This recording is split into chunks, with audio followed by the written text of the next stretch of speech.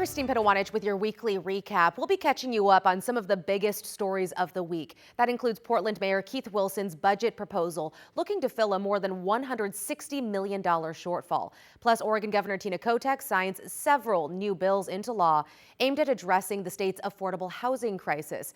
And we'll have a look at the impact of this winter's lack of snow in the mountains and how it trickles down to the rest of the state.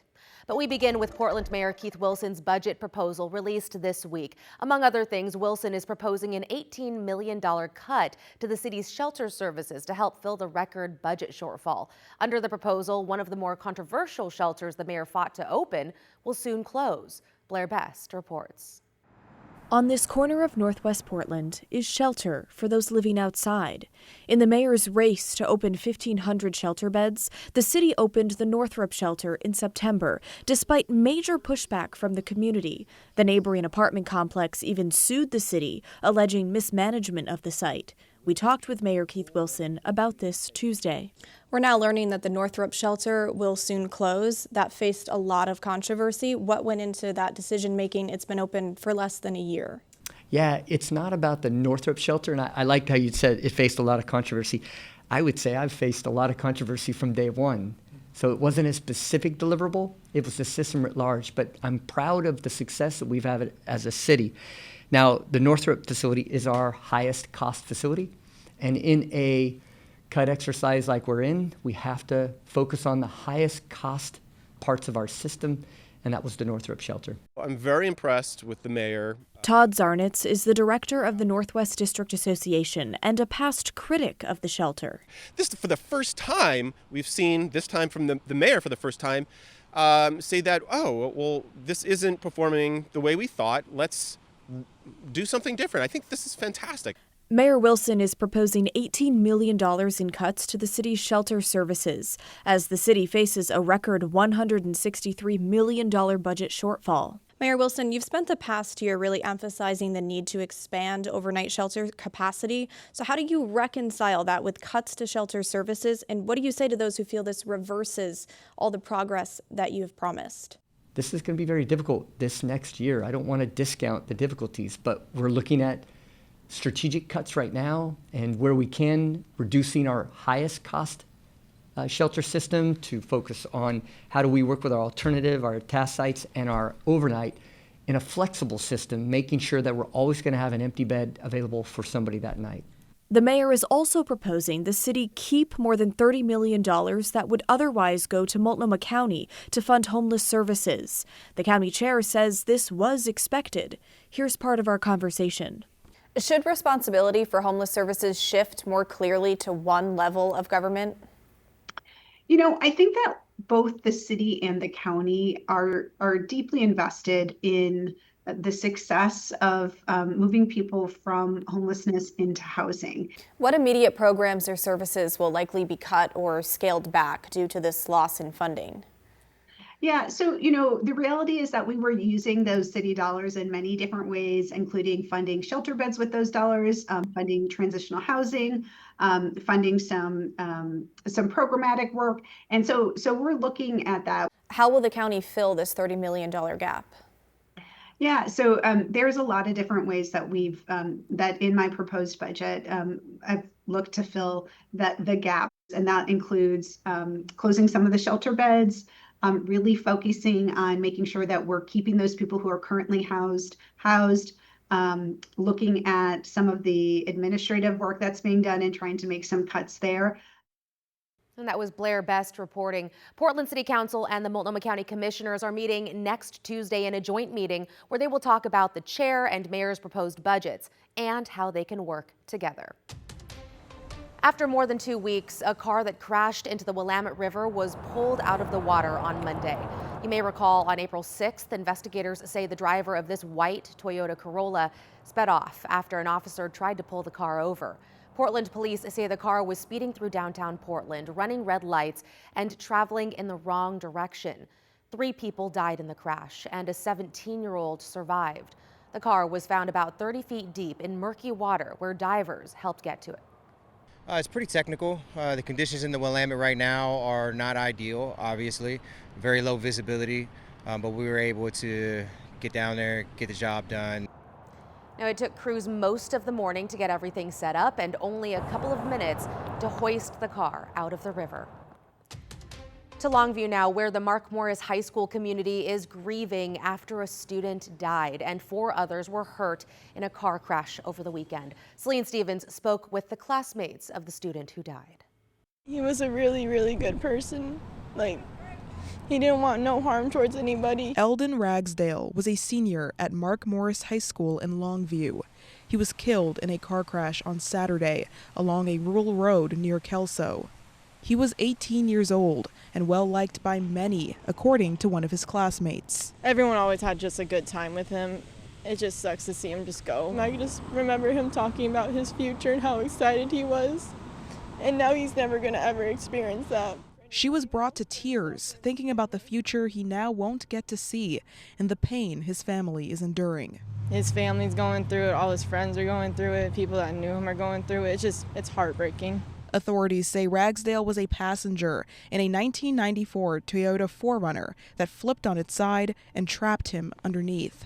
According to the Cowlitz County Sheriff, the driver, a 19-year-old, was detained and taken to the hospital for a blood draw, and alcohol is believed to be a factor in this crash. Another 18-year-old, as well as a 16 and 15-year-old, were taken to the hospital.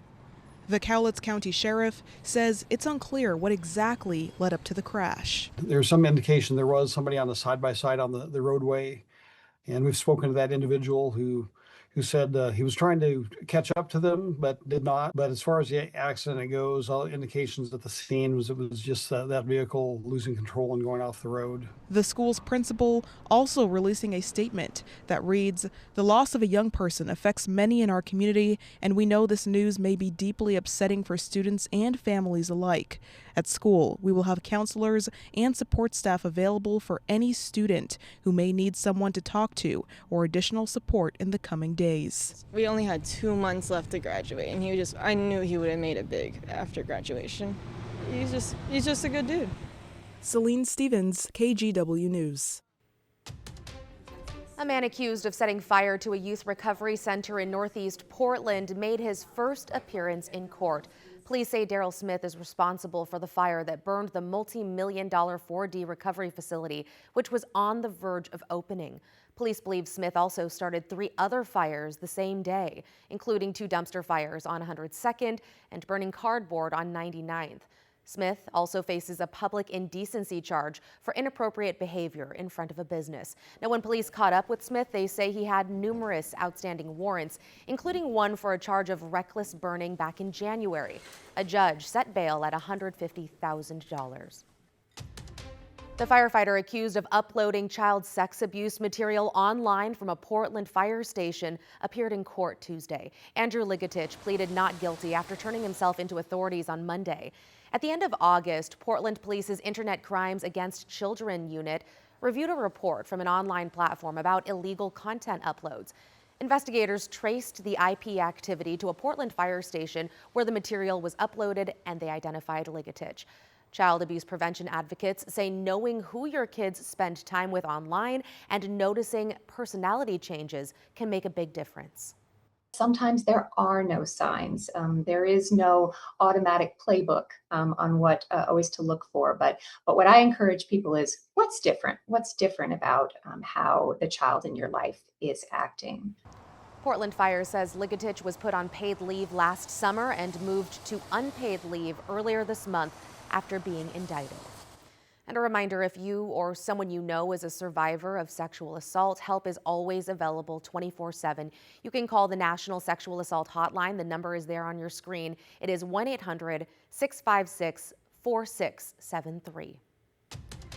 A dad accused of shooting another dad in a school drop-off area has been found guilty on all charges. The shooting happened back in 2024 outside the Islamic School of Portland. Security video shows Nuruddin Dib walking up to a car. The 2 men start talking, and eventually Michael Zakarne is shot. Dib was charged with attempted murder and 7 other charges. His defense argued the shooting was self-defense. He'll be sentenced next month.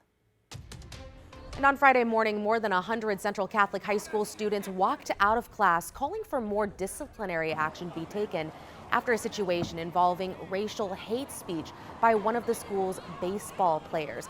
Now, in a statement earlier in the week, the school said the hate speech happened during a pre-game cheer. The school said it began an internal review and took action, forfeiting an April 16th game with Barlow High School.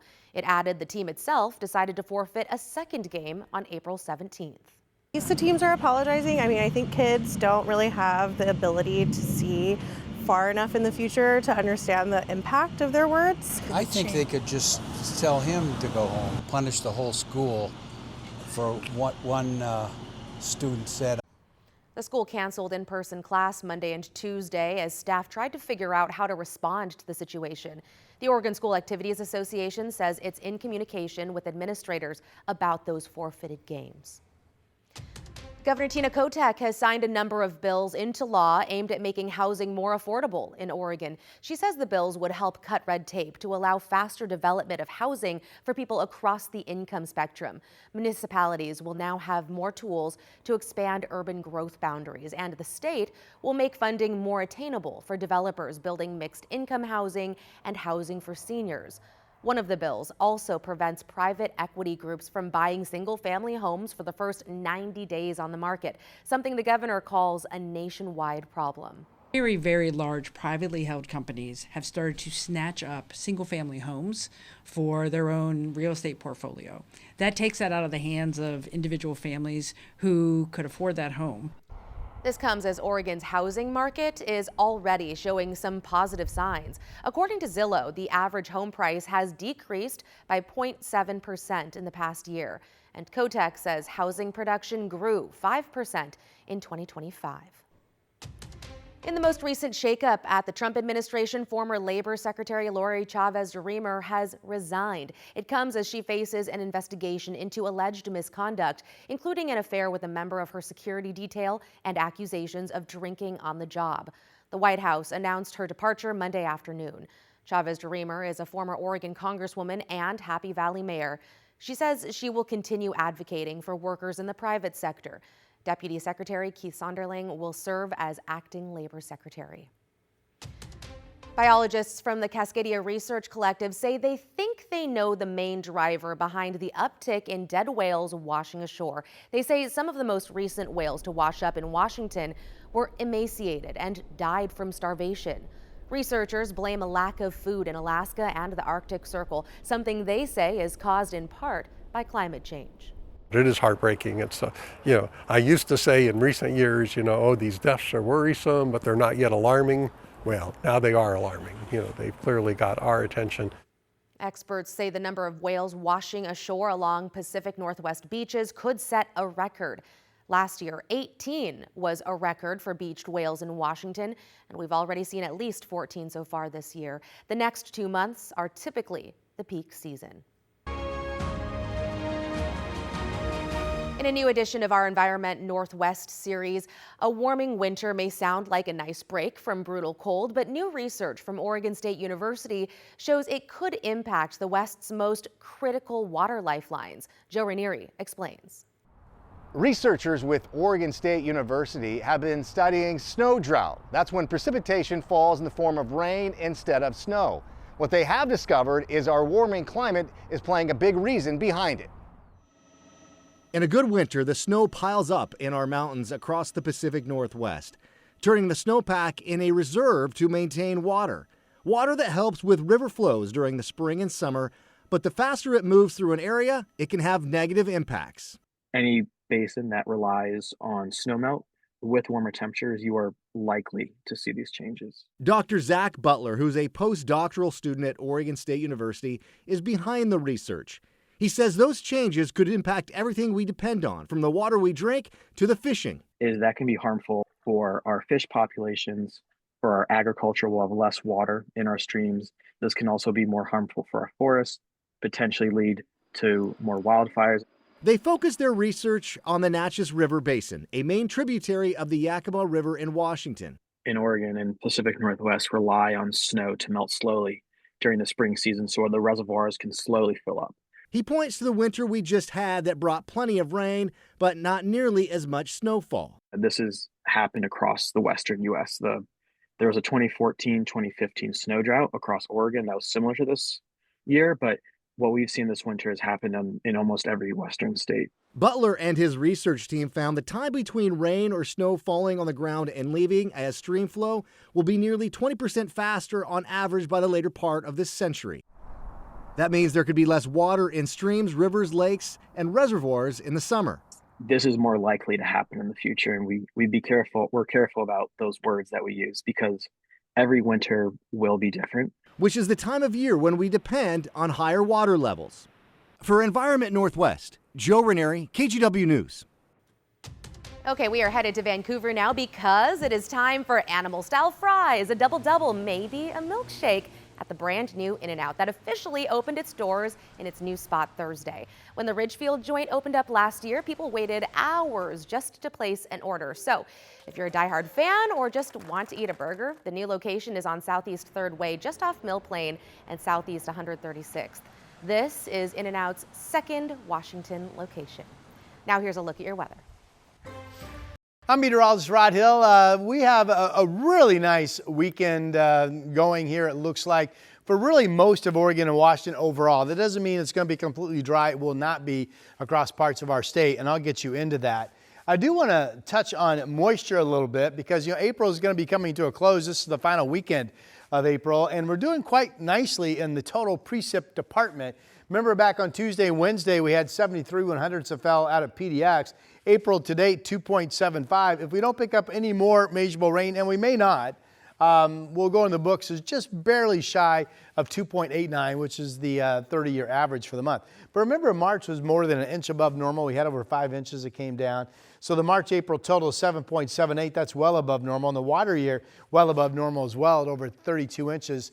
Total moisture for Portland going back to October 1. So just, having a good spring is so important. I know the snowpack has been really disappointing, but having a good spring total moisture-wise is really important. The snowpack numbers as of Friday morning going into the weekend, we're sitting at 37% of normal for Mount Hood Site Pacific, measuring more than 50 inches of snow on the ground. Okay, it's important to note that I'm putting this weather forecast for you together in the 9 o'clock hour Friday morning, talking about this Saturday, talking about Sunday. It's always important to note how up-to-date your forecast is when you watch it. We have an upper-level low. This is the remnants and part of what produced the rain back on Tuesday and Wednesday, but it's kind of gained forces with other dynamics, and it's going to back build an upper-level trough mainly Sunday, Monday into Tuesday here in the Northwest. And because of that, as a forecaster, I don't feel overly confident in what we have. The models like us staying mainly dry. They like us in the 60s. We'll see how it plays out. Here is Saturday, which is going to be a great day. After a sunny Friday, Saturday still mostly sunny overall across our two states. You are seeing some showers Saturday afternoon pop along the Washington Cascades. And then here's Sunday morning and then Sunday afternoon. This is that back building upper trough. Notice how now we have cumulus clouds building all the way to the Cascades in Oregon and again up in Washington. Most areas from Cascades eastward across our two states expecting some scattered showers Sunday afternoon. And maybe there's a shower that pops here in the Willamette Valley Sunday afternoon as well. We'll have to keep a close eye on that. Our forecast, 68, Friday was really nice. Saturday, 66, about as warm. Sunday, I've got 66, but maybe it turns out to be cooler and at least a shower threat, as we just saw in Futurecast. And then Monday, Tuesday, right now I show dry, but maybe we add a shower threat and maybe temperatures could actually struggle just to hit 60 over one of those 2 days. All data shows nice weather Wednesday and Thursday upcoming, warming back into the 70s. Loving that sunshine ahead. Well, that's a wrap on your weekly recap. I'm Christine Pitawanich. A reminder that you can catch up on the latest headlines anytime on KGW.com, your KGW app, or our YouTube channel.